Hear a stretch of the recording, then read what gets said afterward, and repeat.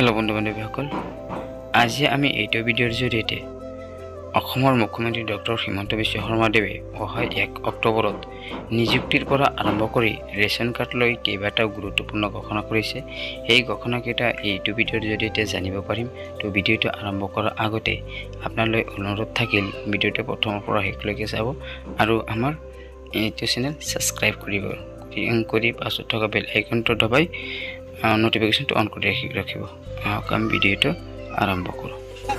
আমাৰ ৰেচন কাৰ্ডত এতিয়ালৈকে আমি বিনামূলীয়াকৈ চাউল দি আছোঁ।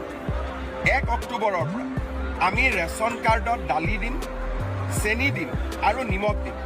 দালিৰ দাম বজাৰতকৈ 25 টকা কম হ'ব, চেনিৰ দাম বজাৰতকৈ 25 টকা কম হ'ব, নিমখৰ দাম বজাৰতকৈ 10 টকা কম হ'ব। 5জন পৰিয়াললৈকে 1 কেজিকৈ পাব আৰু 5জনতকৈ যদি ওপৰত পৰিয়াল থাকে ৰেচন কাৰ্ডত তেওঁলোকে 2 কেজি পাব। অৰ্থাৎ 5জনলৈকে 1 কেজি, 6জন হ'লে তেওঁলোকে 2 কেজি পাব।